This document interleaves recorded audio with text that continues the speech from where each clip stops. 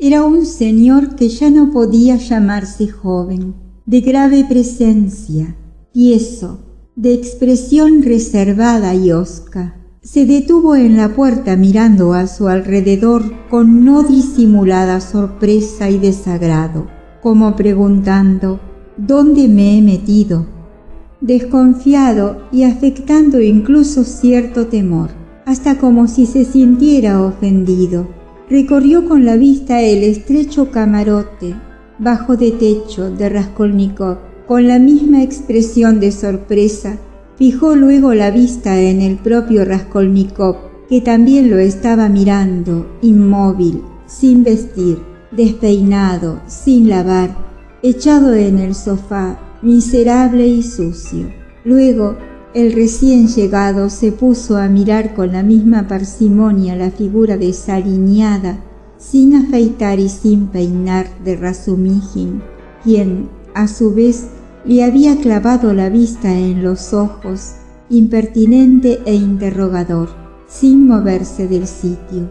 Por fin, como era de esperar, se produjo un pequeño cambio de situación. Es de suponer que el señor recién llegado, por ciertos síntomas, por lo demás sumamente elocuentes, comprendió que en aquel camarote no iba a causar el más mínimo efecto con una pose de rigurosa severidad. Suavizó un poco la expresión y dijo cortésmente, aunque no sin cierta rigidez, dirigiéndose a Zosimov y subrayando cada una de las sílabas de su pregunta: ¿es usted el señor Rodion Romanovich Raskolnikov, estudiante o ex estudiante? Zosimov hizo un leve movimiento y quizá habría respondido si Razumijin, al que habían dejado aparte, no se hubiera adelantado enseguida diciendo: aquí lo tiene, echado en el sofá. ¿Y a usted qué se le ofrece? Ese familiar «y a usted qué se le ofrece» dejó patitieso al grave señor, quien hasta empezó a volver la cabeza hacia Razumijin, pero se dominó a tiempo y se apresuró a dirigirse de nuevo a Zosimov. «Este es Raskolnikov», balbuceó Zosimov, indicando al enfermo con la cabeza. Luego bostezó, abrió la boca de manera insólita y de manera no menos insólita la mantuvo largo rato en esa posición. Después, sin la menor prisa, se llevó la mano al bolsillo del chaleco, sacó un enorme reloj de oro, combado, con tapa por ambas caras, lo abrió, miró y, con la misma indolente cachaza, se lo puso de nuevo en el bolsillo. Raskolnikov permanecía acostado de espaldas, sin decir nada. Miraba fijamente al señor que acababa de llegar, sin que en su mirada se reflejase idea alguna. Su rostro, que no se orientaba ya hacia la curiosa florecilla del empapelado, estaba extraordinariamente pálido y dejaba traslucir un dolor poco común, como si acabaran de someterle a una larga operación o en aquel instante le hubieran traído de una cámara de tortura. Pero el señor que acababa de entrar fue despertando en él, poco a poco, una atención creciente, que se trocó en sorpresa, después en desconfianza y hasta en temor. Cuando Zosimov, señalándole, dijo: «Este es Raskolnikov», de pronto, incorporándose rápidamente, como si diera un salto, se sentó en la cama y con voz casi retadora, aunque entrecortada y débil, dijo: «Sí, yo soy Raskolnikov. ¿Qué quiere usted?».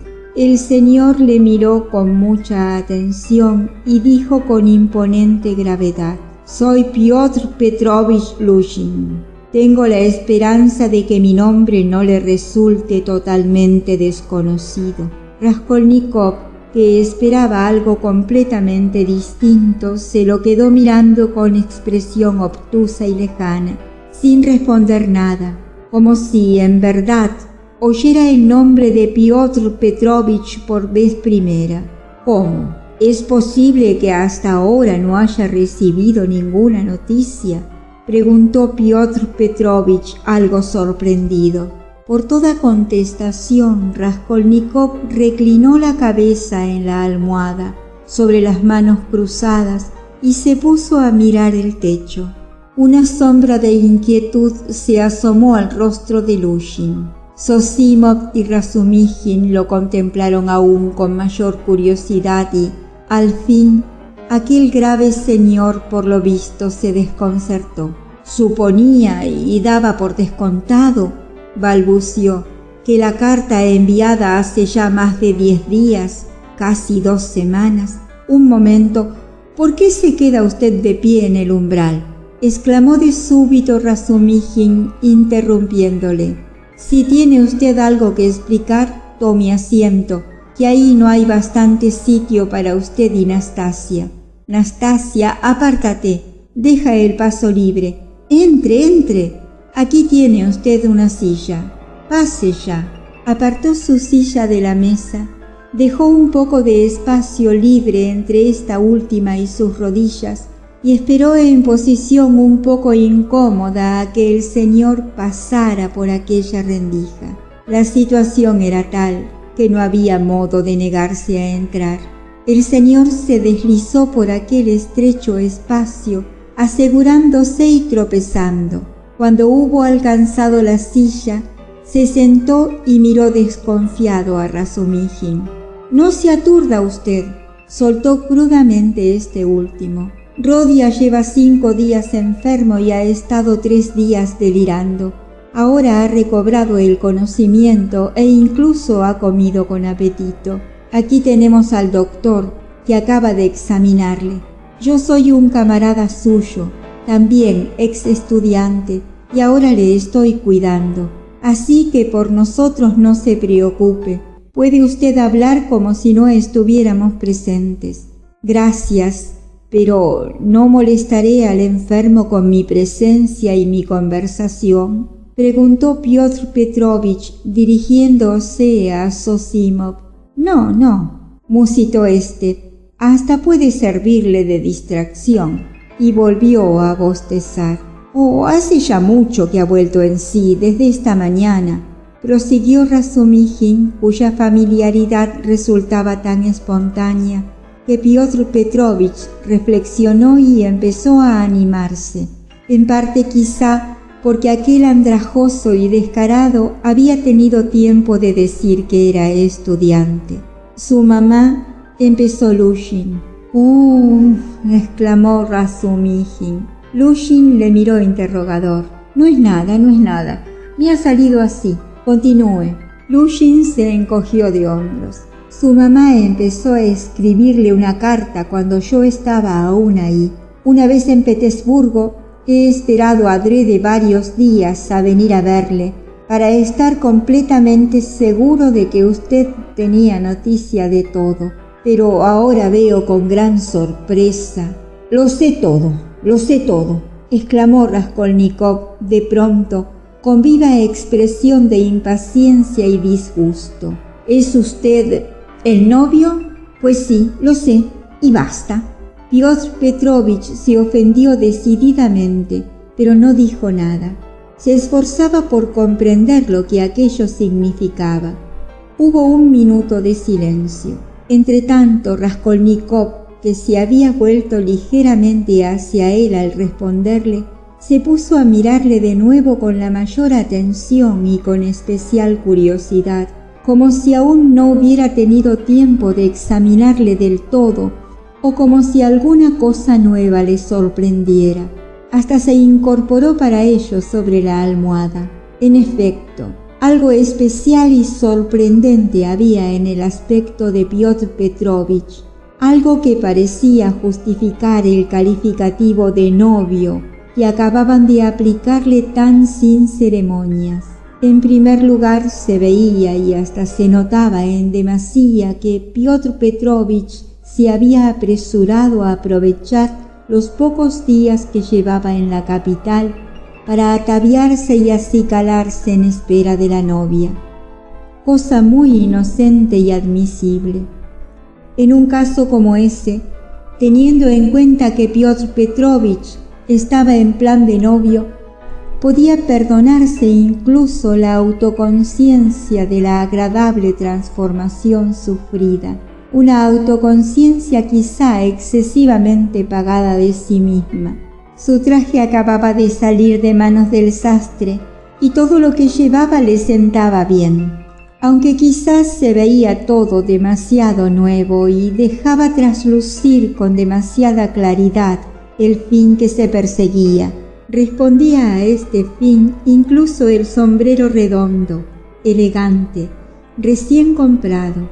Habríase dicho que Piotr Petrovich lo trataba con excesivo respeto y lo sostenía en la mano con exageradas precauciones. Hasta el excelente par de guantes color lila, unos auténticos Juvenet, revelaban lo mismo, aunque solo fuera por el hecho de que Piotr Petrovich no se los ponía y se limitaba a llevarlos en la mano para lucirlos. En el atavío de Piotr Petrovich predominaban los colores claros y juveniles. Llevaba una hermosa chaqueta de verano de suave color castaño, pantalones claros, ligeros y un chaleco de la misma tela, camisa fina recién comprada y una corbata de batista con rayas color rosa. Y el caso era que todo ello sentaba incluso muy bien a Piotr Petrovich. Su rostro, tan fresco y hasta hermoso, no parecía, ni mucho menos, el de un hombre de 45 años. Oscuras patillas le sombreaban agradablemente la cara por ambas partes, como si fueran dos chuletas, y se le espesaban con mucha gracia junto al mentón, brillante y pulcramente rasurado. Ni siquiera los cabellos, entre los que se veía alguna que otra cana, peinados y ondulados por la mano del barbero, desentonaban en lo más mínimo del conjunto, ni le daban ningún cariz ridículo o tonto, lo cual suele suceder cuando se ondulan los cabellos, pues ello da al rostro un inevitable parecido al de un alemán recién casado. Si en aquella faz bastante grave y hermosa había algo verdaderamente desagradable y repelente, se debía ya a otras causas. Después de haber examinado con toda desfachatez al señor Lushin, Raskolnikov sonrió mordaz. Volvió a descansar la cabeza sobre la almohada y, como antes, se puso a mirar el techo. Pero el señor Lushin había logrado dominarse y, por lo visto, había decidido no hacer caso de todas aquellas excentricidades por el momento. Siento con toda el alma hallarle en semejante estado, comenzó de nuevo, esforzándose por romper el silencio. Si hubiera sabido que estaba usted enfermo, habría venido antes, pero estoy tan ocupado. Además, como abogado, tengo un asunto importante en el Senado. No quiero referirme a las preocupaciones que usted adivina. Espero los suyos, es decir, a su mamá y a su hermana, de un momento a otro. Raskolnikov se movió como si quisiera decir algo y se reflejó en su semblante cierta agitación. Piotr Petrovich se interrumpió y esperó un poco, pero, como el enfermo no decía nada, prosiguió. De un momento a otro, les he buscado un piso para que tengan donde meterse al llegar. ¿Dónde?, preguntó Raskolnikov débilmente. Muy cerca de aquí, en casa de Bakaleyevich. Eso está en la calle de Voznesensk, explicó Razumijin, interrumpiendo a Piotr Petrovich. En esta casa hay 2 pisos con 2 habitaciones para realquilar. Las explota el mercader Yusin. He estado allí. Sí, son habitaciones realquiladas. Es un antro horrible, sucio, maloliente y hasta sospechoso. Ha habido allí sus historias poco recomendables. El diablo sabe qué gentuza es la que vive en esa casa. Yo mismo estuve con motivo de un escándalo. Eso sí, las habitaciones son baratas. A mí no me ha sido posible recoger tanta información, porque yo mismo soy nuevo aquí, replicó Piotr Petrovich puntilloso. pero las 2 habitaciones que he alquilado son muy limpias y como que será solo por decir poco tiempo, ya he encontrado un auténtico piso, es decir, nuestro piso futuro, añadió dirigiéndose a Raskolnikov. Lo están arreglando. Mientras tanto, yo mismo me alojo en habitaciones realquiladas, a 2 pasos de aquí, en casa de la señora Lippevechsel, en el piso de un joven amigo mío, Andrei Semyonich Lebeziatnikov. Ha sido él quien me ha dirigido a la casa de Bakaley. Lebeziatnikov, pronunció lentamente Raskolnikov como si procurara recordar algo. Sí, Andrei Lebeziatnikov, funcionario de un ministerio. ¿Le conoce usted? Sí. No, respondió Raskolnikov. Perdone, me lo había parecido por su pregunta. En otro tiempo fui su tutor. Es un joven muy simpático que está al día. Me alegra encontrarme con gente joven. Por ella se entera uno de lo nuevo. Piotr Petrovich miró esperanzado a los presentes. ¿En qué sentido?, preguntó Razumijin. En el más serio, es decir, en el de la esencia misma de la cuestión, aclaró Piotr Petrovich, que parecía contento de la pregunta. Verán, hacía ya 10 años que no había visitado Petersburgo. Todas esas novedades nuestras, reformas e ideas se han filtrado hasta nosotros, en provincias, mas para ver con mayor claridad y verlo todo, es necesario estar en Petersburgo. Según mi opinión, la mejor manera de darse cuenta de las cosas y enterarse de lo nuevo es observar nuestras jóvenes generaciones, y he de decirles que estoy satisfecho. ¿De qué en concreto? Su pregunta es muy amplia. Puedo equivocarme, pero me parece encontrar concepciones más claras, como si dijéramos más críticas, más sentido práctico. Eso es cierto, musitó entre dientes Zosimov. Mientes, no tenemos sentido práctico alguno, saltó Razumijin. El sentido práctico es difícil de adquirir y no nos cae graciosamente del cielo. Nosotros llevamos casi 2 siglos sin hacer nada práctico. Ideas es posible que no nos falten. Se dirigió a Piotr Petrovich. Mi buena voluntad, aunque un poco infantil, incluso se encontrará honradez, aunque los aprovechados brotan como setas. Pero el sentido práctico nos falta. El sentido práctico avanza a paso de tortuga. No estoy de acuerdo con usted, replicó Piotr Petrovich con evidente placer.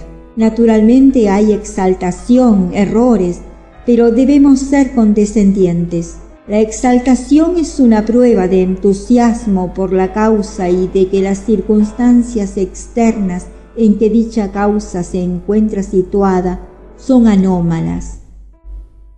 Se habrá hecho poco, pero también el tiempo ha sido escaso.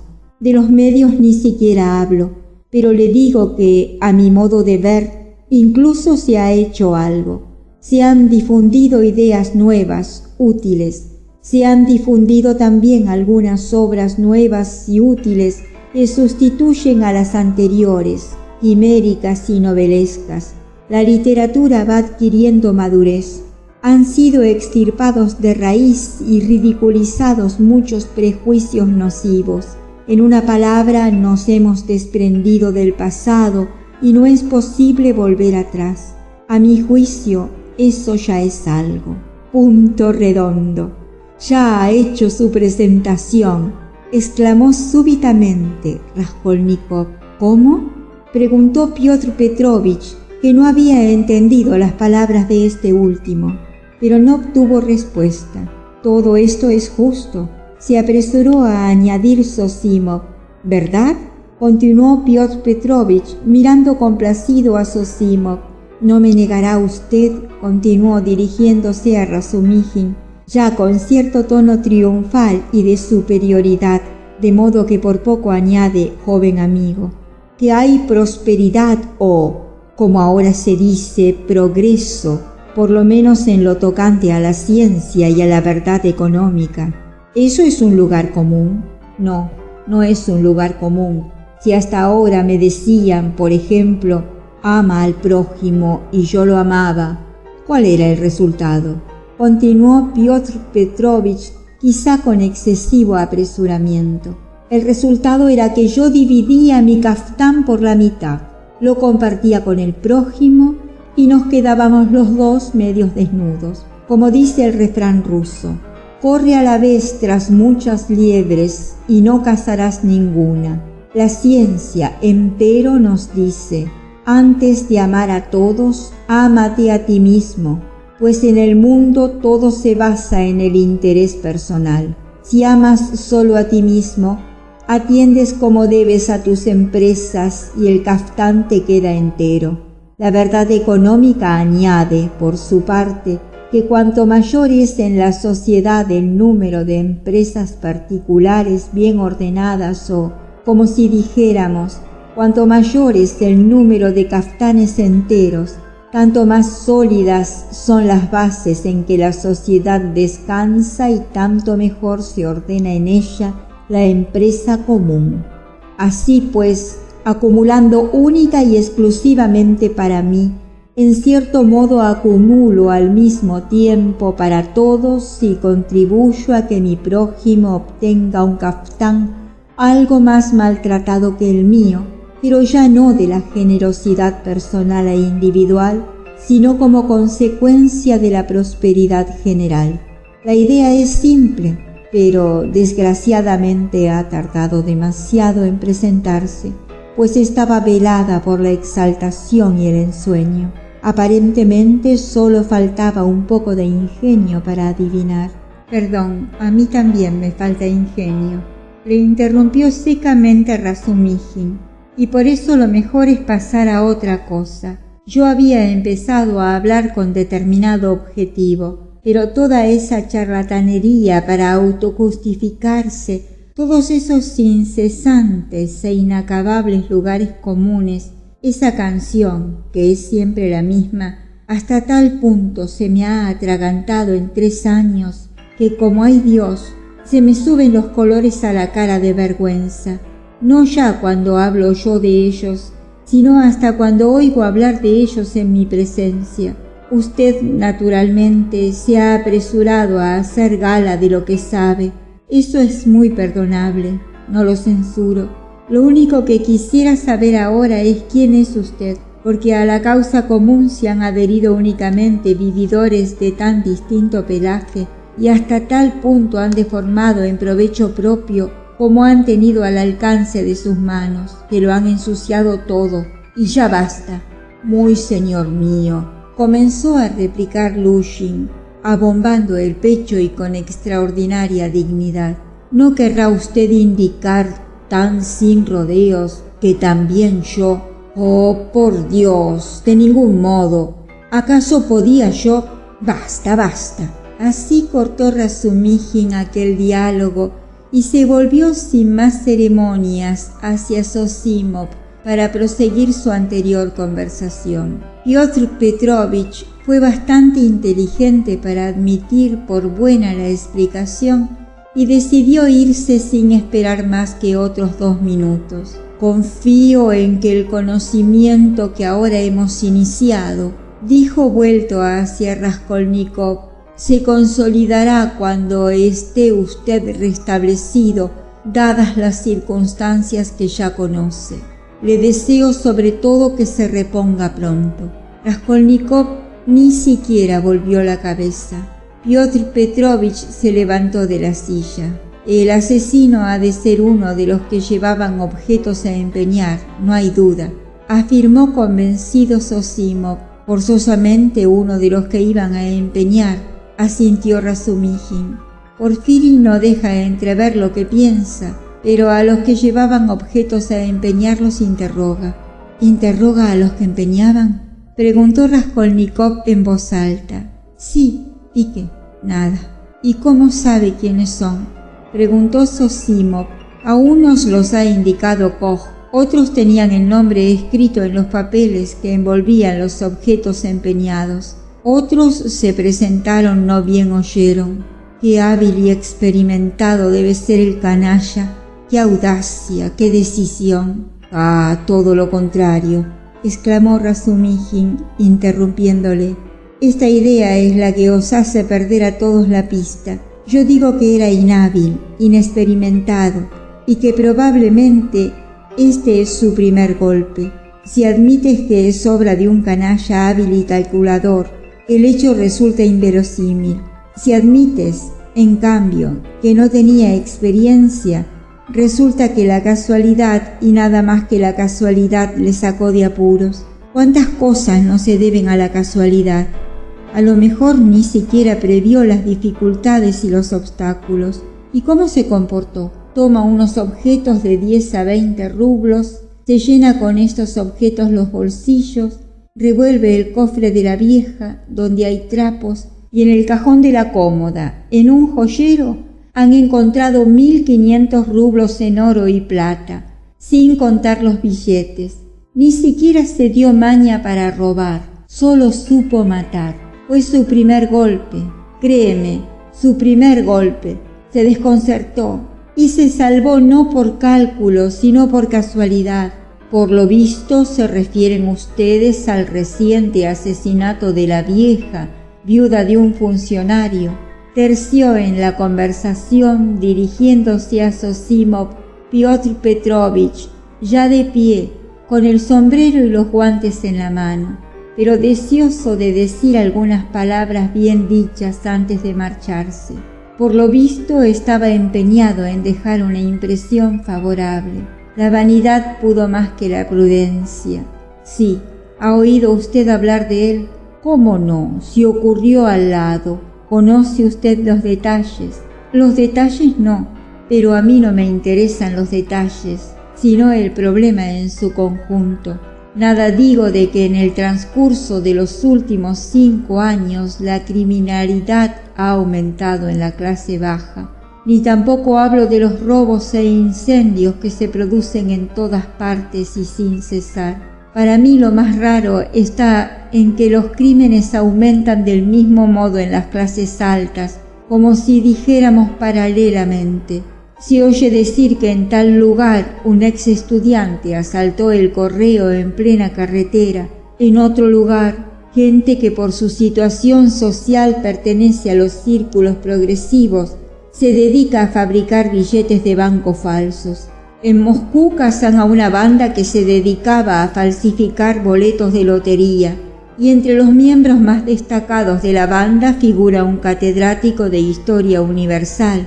En el extranjero se asesina a uno de nuestros diplomáticos por dinero y por otras causas oscuras. Y si ahora esa vieja usurera ha sido asesinada por alguien de la clase alta, pues los mujiks no llevan a empeñar objetos de oro, ¿cómo explicar ese libertinaje que se da en las capas cultas de nuestra sociedad? Hay muchos cambios de fortuna, comentó Zosimov. ¿Cómo explicarlo?, contestó Razumihín. Pues podría explicarse precisamente por la excesiva y arraigada falta de sentido práctico. No entiendo. ¿Cómo? ¿Qué respondió en Moscú ese catedrático de que hablaba usted cuando le preguntaron por qué falsificaba billetes? Todos se hacen ricos de una manera u otra, y yo también tenía ganas de hacerme rico cuanto antes.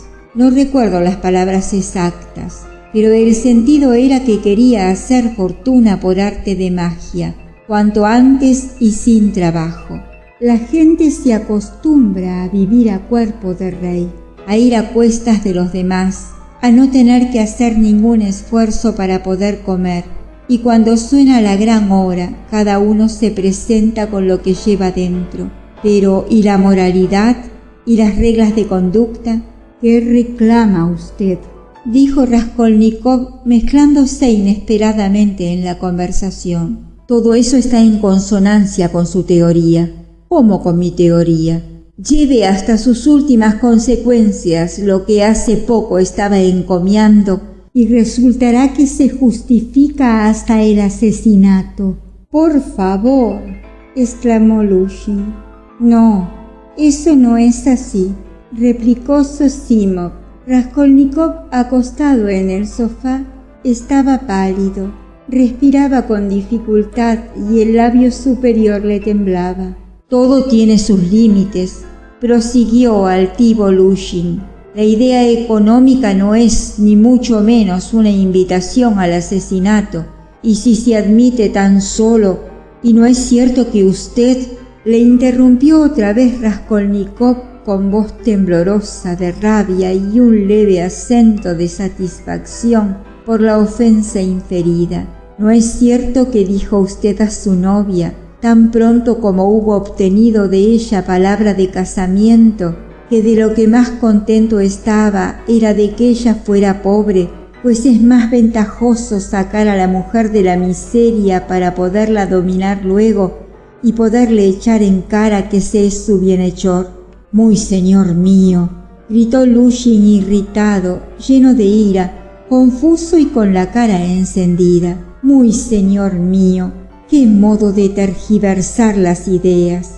Perdone, pero he de decirle que los rumores que han llegado hasta usted, o mejor dicho, los que le han sido comunicados, no tienen ni sombra de fundamento, y yo sospecho quién.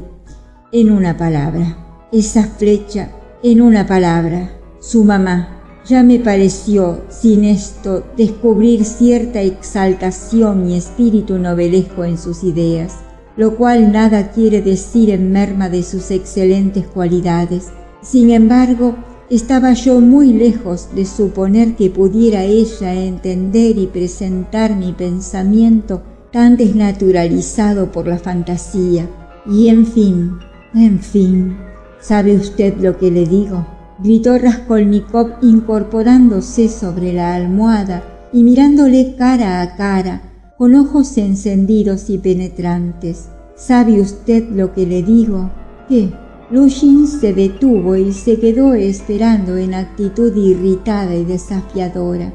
El silencio se prolongó durante varios segundos. Pues que si usted se atreve otra vez a decir, aunque solo sea una palabra acerca de mi madre, le arrojo a empujones escaleras abajo. ¿Qué te pasa?, exclamó Razumijin. Ah, esas tenemos. Lushin se puso pálido y se mordió el labio. Óigame, señor mío, prosiguió lentamente y dominándose con un supremo esfuerzo de voluntad, aunque se sofocaba. Desde el primer momento he adivinado su animadversión hacia mí, pero he querido quedarme para comprobarlo. Es mucho lo que puedo perdonar a un enfermo y a un pariente, pero ahora, a usted, nunca. No estoy enfermo, gritó Raskolnikov con mayor motivo. Váyase al diablo. Pero Lushin ya salía, sin terminar su frase, deslizándose de nuevo entre la mesa y la silla. Razumijin esta vez se levantó para dejarle paso.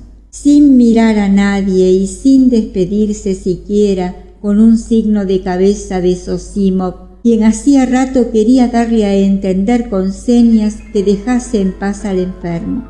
Lushin salió con el sombrero a la altura del hombro como medida de precaución al cruzar, inclinándose un poco, la puerta. Habríase dicho que hasta en la curva que en ese momento le dibujó la espalda se reflejaba el hecho de que se iba terriblemente ofendido. ¿Es posible portarse así? ¿Es posible?, dijo Razumijin, perplejo y moviendo la cabeza. Dejadme todos, gritó furioso Raskolnikov. ¿Me dejaréis en paz, verdugos? No os tengo miedo. Ahora no temo a nadie.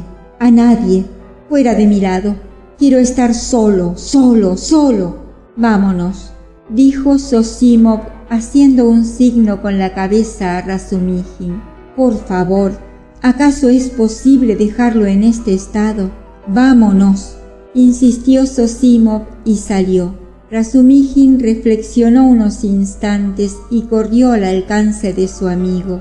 Podría ser peor si no le hiciéramos caso, dijo Zosimov ya en la escalera. No hay que irritarle de ningún modo. ¿Qué le pasa? Le haría falta algún impulso favorable. Eso le iría bien. Hace poco había recobrado las fuerzas. ¿Sabes lo que te digo?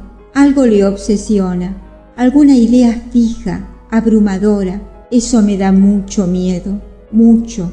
Quizás sea ese señor, ese Piotr Petrovich. Por la conversación se comprende que se casa con la hermana de Rodia y que éste recibió una carta, hablándole del casamiento, muy poco antes de ponerse enfermo. Sí, el diablo lo ha traído ahora. Quizá ha echado a perder todo. ¿Has observado que todo le deja indiferente menos un solo punto que le saca de quicio, el de ese asesinato? Sí, sí, contestó Razumихin. Lo he observado muy bien. Se interesa por ese crimen. Se asusta. Es que el mismo día que cayó enfermo le amedrentaron con él en la oficina del comisario de policía y cayó desmayado. Me lo contarás detalladamente por la noche y luego también te contaré alguna cosilla. Rodia me interesa mucho, mucho. Dentro de media hora pasaré a ver cómo está. No creo, empero, que haya inflamación. Te lo agradezco mucho. Mientras tanto esperaré donde Pashenka y seguiré observando por medio de Nastasia. Al quedarse solo, Raskolnikov miró con impaciencia y tristeza a Nastasia, que tardaba en salir. ¿Quieres té ahora?, le preguntó ella. Más tarde, quiero dormir. Déjame. Se volvió hacia la pared y Nastasia salió. Pisó por aquel estrecho espacio, asegurándose y tropezando. Cuando hubo alcanzado la silla, se sentó y miró desconfiado a Razumихin. «No se aturda usted», soltó crudamente este último. «Rodia lleva 5 días enfermo y ha estado 3 días delirando. Ahora ha recobrado el conocimiento e incluso ha comido con apetito. Aquí tenemos al doctor, que acaba de examinarle. Yo soy un camarada suyo, también ex estudiante, y ahora le estoy cuidando. Así que por nosotros no se preocupe. Puede usted hablar como si no estuviéramos presentes». «Gracias, pero ¿no molestaré al enfermo con mi presencia y mi conversación?», preguntó Piotr Petrovich dirigiéndose a Zosimov. «No, no», musitó éste. «Hasta puede servirle de distracción», y volvió a bostezar. «Oh, hace ya mucho que ha vuelto en sí, desde esta mañana», prosiguió Razumихin, cuya familiaridad resultaba tan espontánea que Piotr Petrovich reflexionó y empezó a animarse, en parte quizá porque aquel andrajoso y descarado había tenido tiempo de decir que era estudiante. «Su mamá», empezó Lushin. Exclamó Razumихin. Lushin le miró interrogador. «No es nada, no es nada. Me ha salido así. Continúe». Lushin se encogió de hombros. «Su mamá empezó a escribirle una carta cuando yo estaba aún ahí. Una vez en Petersburgo, he esperado adrede varios días a venir a verle, para estar completamente seguro de que usted tenía noticia de todo. Pero ahora veo con gran sorpresa». «Lo sé todo», exclamó Raskolnikov de pronto, con viva expresión de impaciencia y disgusto. «¿Es usted el novio? Pues sí, lo sé, y basta». Piotr Petrovich se ofendió decididamente, pero no dijo nada. Se esforzaba por comprender lo que aquello significaba. Hubo un minuto de silencio. Entretanto, Raskolnikov, que se había vuelto ligeramente hacia él al responderle, se puso a mirarle de nuevo con la mayor atención y con especial curiosidad, como si aún no hubiera tenido tiempo de examinarle del todo, o como si alguna cosa nueva le sorprendiera.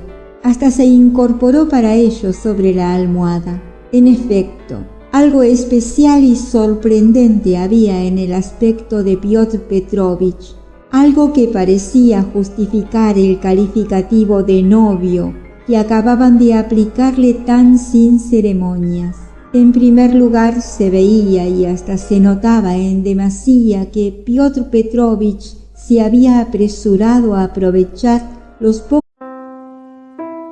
Era un señor que ya no podía llamarse joven, de grave presencia, tieso, de expresión reservada y hosca. Se detuvo en la puerta mirando a su alrededor con no disimulada sorpresa y desagrado, como preguntando: ¿dónde me he metido? Desconfiado y afectando incluso cierto temor, hasta como si se sintiera ofendido, recorrió con la vista el estrecho camarote bajo de techo de Raskolnikov. Con la misma expresión de sorpresa, fijó luego la vista en el propio Raskolnikov, que también lo estaba mirando, inmóvil, sin vestir, despeinado, sin lavar, echado en el sofá, miserable y sucio. Luego, el recién llegado se puso a mirar con la misma parsimonia la figura desaliñada, sin afeitar y sin peinar, de Razumijin, quien, a su vez, le había clavado la vista en los ojos, impertinente e interrogador, sin moverse del sitio. Por fin, como era de esperar, se produjo un pequeño cambio de situación.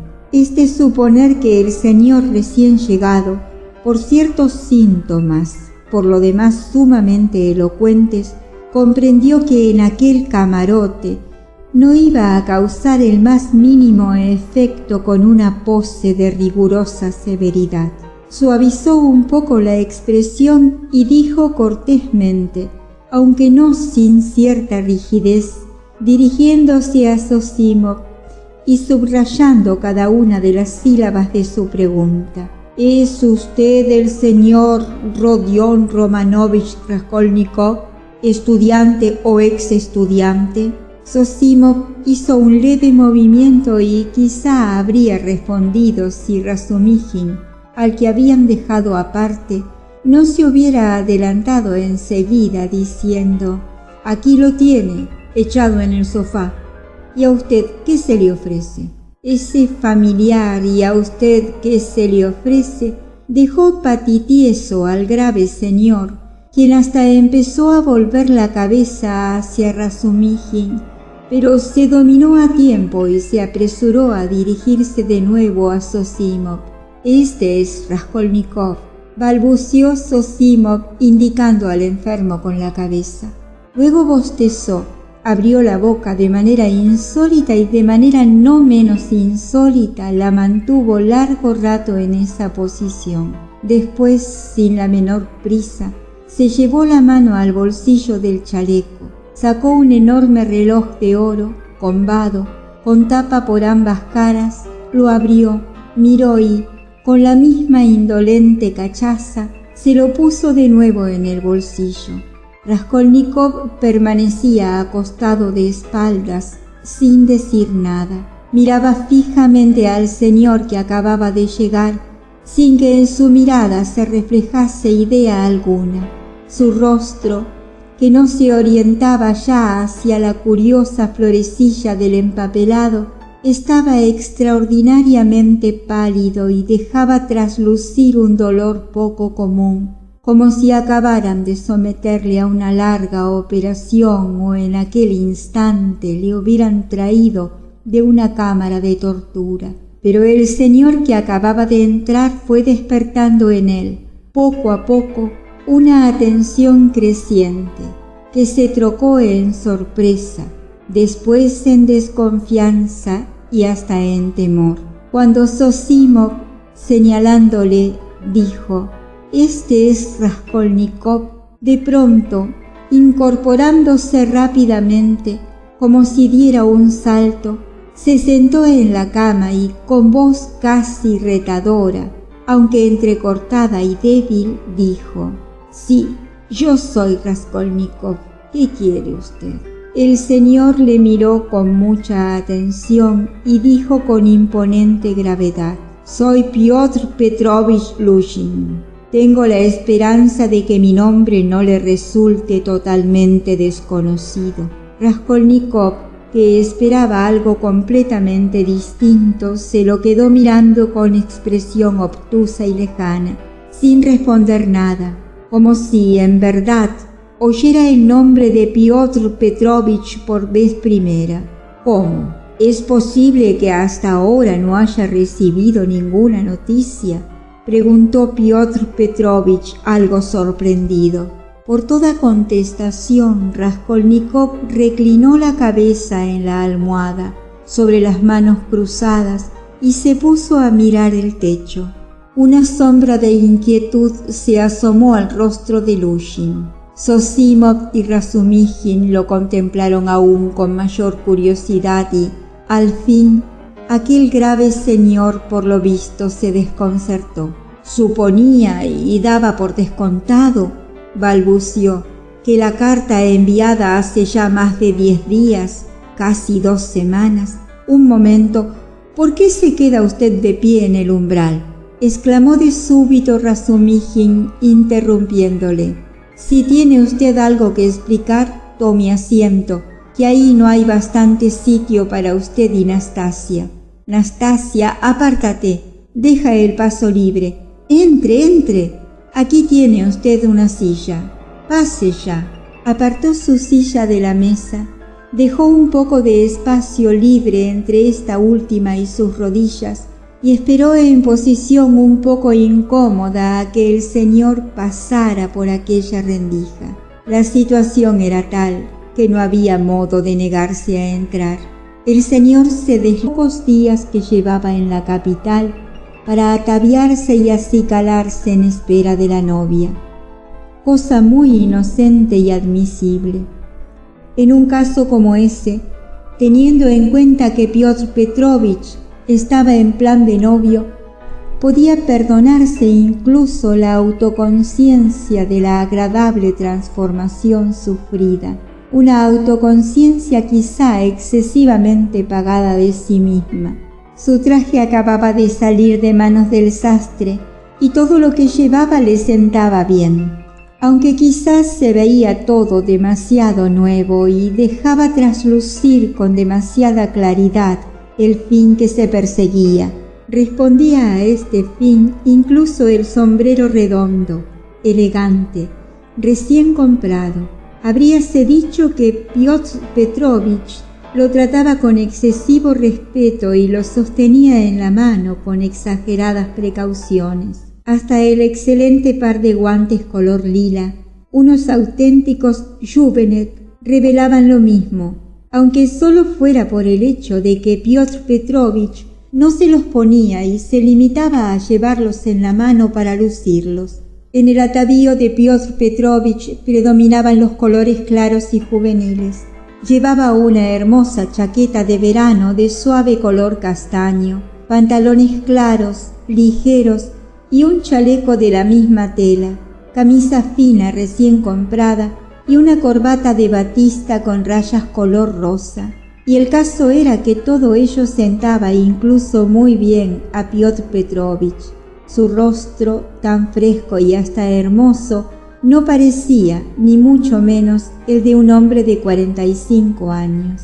Oscuras patillas le sombreaban agradablemente la cara por ambas partes, como si fueran 2 chuletas, y se le espesaban con mucha gracia junto al mentón, brillante y pulcramente rasurado.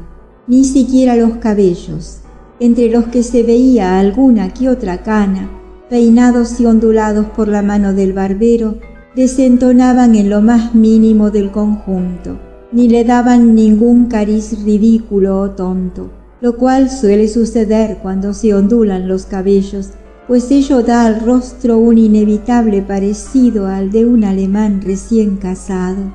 Si en aquella faz bastante grave y hermosa había algo verdaderamente desagradable y repelente, se debía ya a otras causas.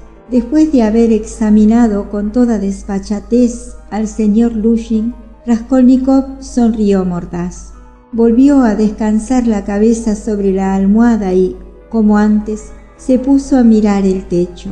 Pero el señor Lushin había logrado dominarse y, por lo visto, había decidido no hacer caso de todas aquellas excentricidades por el momento. Siento con toda el alma hallarle en semejante estado, comenzó de nuevo, esforzándose por romper el silencio.